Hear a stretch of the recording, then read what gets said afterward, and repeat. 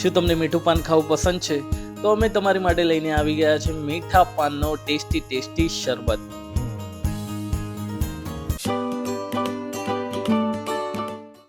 દોસ્તો, આ છે આયુર્વેદિક ગોંદ કતીરા. ગોંદ કતીરા ગોંદથી અલગ હોય છે અને ગરમીઓમાં ઠંડક આપે છે. આપણે 10 થી 15 ગ્રામ જેટલું લઈને પાણીમાં ઓગાળી દેવાનું છે, સોક કરવા મૂકી દેવાનું છે.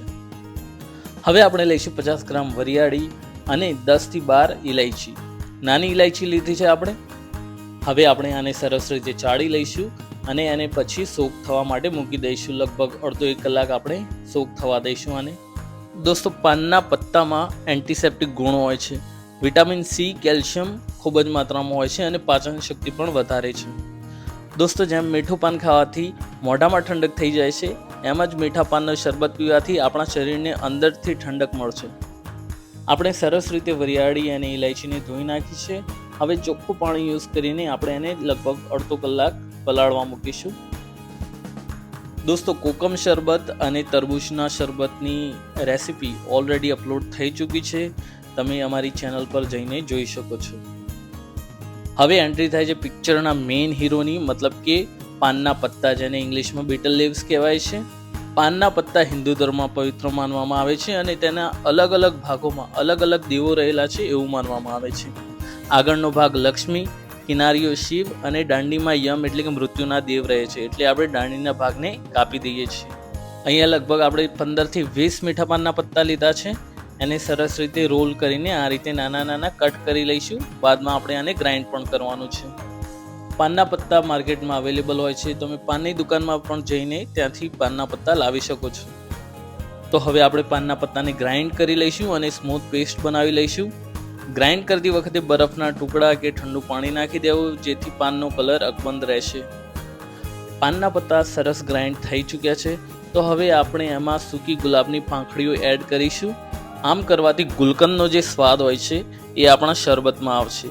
જો તમારી જોડે ઓલરેડી ગુલકંદ અવેલેબલ હોય તો તમે ખાંડની જગ્યાએ એ નાખી શકો છો. ગુલકંદ સરસ સ્વાદ આવશે. આ મિશ્રણને હવે આપણે એક પેનમાં લઈ લઈશું. હવે જે આપણે વરિયાળી અને ઇલાયચી ભીગોવવા મૂકી હતી એ લગભગ રેડી હશે. તો આપણે એને લઈ લઈશું અને એને પણ ગ્રાઇન્ડ કરી લઈશું. દોસ્તો, આ ઉનાળામાં શરબતના દરેક વિડીયો અમે લઈને આવવાના છીએ. તમારે બીજી પણ કોઈ રેસીપીની ફરમાઈશ હોય, તમારે કોઈ વિડીયો જોઈતો હોય તો અમને કોમેન્ટ્સમાં લખીને જણાવજો. અમારી માટે કોઈ પણ સજેશન હોય એ પણ તમે કમેન્ટ્સમાં જણાવી શકો છો. ઉનાળાના સ્પેશિયલ અથાણા, લસ્સી અને શ્રીખંડ જેવી રેસીપી અમે લઈને આવવાના છીએ. તો આ ચેનલને જરૂરથી સબસ્ક્રાઈબ કરી દેજો, આ વિડીયોને લાઈક કરી દેજો. તો આપણું ઇલાયચી વરિયાળીનું પેસ્ટ રેડી છે. આને પણ પેનમાં ટ્રાન્સફર કરી દઈશું અને બધું સરસ રીતે મિક્સ કરી દઈશું. ભારતીય પરંપરા પ્રમાણે આપણે કોઈ પણ વસ્તુ વેસ્ટ નહીં કરીએ. મિક્સીના જારમાં જે મિશ્રણ બચેલું છે એમાં થોડું પાણી નાખીને આપણે એડ કરી લઈશું આપણા પેનમાં. તો આ મિશ્રણ તો રેડી છે. હવે આપણે આને કૂક કરી લઈશું. ગેસ પર લો ટુ મીડિયમ ફ્લેમ ઉપર આપણે થોડી વાર માટે આને ચડવા દેવાનું છે. લગભગ 6-7 મિનિટ જેટલું આપણે આને ચડવા દઈશું. આમ કરવાથી જે આપણે પાનના પત્તા, વરિયાળી, ઇલાયચી લીધું છે એમાંથી કચાશ દૂર થઈ જશે અને એકદમ સરસ ટેસ્ટ આવશે. મિશ્રણને 2 થી 3 મિનિટ કૂક કર્યા બાદ આપણે એમાં સાકર એડ કરી લઈશું. સાકરની જગ્યાએ તમે ગુલકંદ પણ એડ કરી શકો છો. અહીંયા આપણે 40 ગ્રામ જેટલી સાકરનો યુઝ કર્યો છે. રેસીપીને આપણે હલાવતા રહીશું. કિનારીએથી બળી ના જાય એનું ધ્યાન રાખીશું. રેસીપીને સરસ રીતે કૂક થવા દઈશું. કોઈ પણ જાતની ઉતાવળ નહીં કરીએ. 6 થી 7 મિનિટમાં આપણું મિશ્રણ છે એ સરસ રીતે કૂક થઈ જશે. ત્યારબાદ આપણે મિશ્રણને ઠંડુ થવા દેવાનું છે. રૂમ ટેમ્પરેચર પર આવી જાય ત્યાં સુધી આપણે એને રાખી મૂકવાનું છે. તો સરસ રીતે આપણું મિશ્રણ હવે ઠંડુ પણ થઈ ચૂક્યું છે. તો હવે આપણે એક અલગ વાસણમાં આ મિશ્રણને ગાળી લઈશું. દોસ્તો, આ શરબતમાં આપણે પાણીનો નહીં પણ દૂધનો ઉપયોગ કરવાના છીએ. એટલે એક પ્રમાણે આ પાનનો મિલ્કશેક પણ તમે કહી શકો છો. આમ ચમચી વડે પ્રેસ કરીને આપણે બધો જ રસ નિતારી લઈશું. દોસ્તો, તમે વધારે માત્રામાં આ રસને બનાવીને બોટલમાં મૂકી ફ્રીજમાં રાખી શકો છો. બોટલમાં ભરીને આ શરબતને તમે મહિનો સ્ટોર કરી શકો છો. મહેમાન જ્યારે પણ આવે ત્યારે તમારી પાસે પાનનો શરબત હંમેશા હાજર હશે. તો હવે આપણે બધું જ એક પેનમાં મિક્સ કરી લેવાનું છે. 1 લીટર આપણે દૂધ લીધું છે. દૂધ એડ કરી લીધા બાદ પાનના શરબતને આપણે દૂધમાં મિક્સ કરી લઈશું. 1 લીટર દૂધમાં લગભગ આપણે 150 ગ્રામ જેટલો પાનનો શરબત યુઝ કરેલો છે.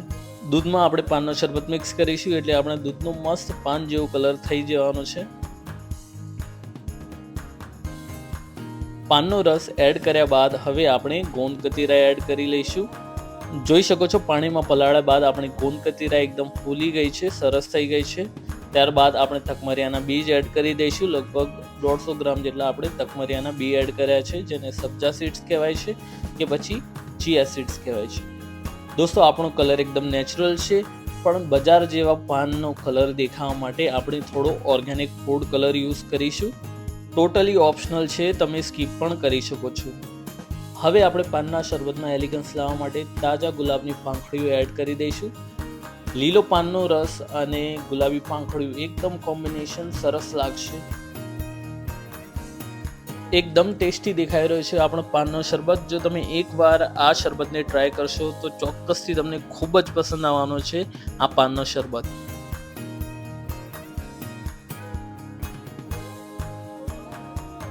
હવે આપણે પાનના શરબતને ઠંડો કરવા માટે આઈસ ક્યુબ્સ એડ કરી દઈશું. તો દોસ્તો રેડી છે પાનનો શરબત. આજની રેસીપી કેવી લાગી અમને કમેન્ટ્સમાં જણાવજો. આ વિડીયોને લાઈક અને ચેનલને સબસ્ક્રાઈબ જરૂરથી કરી દેજો.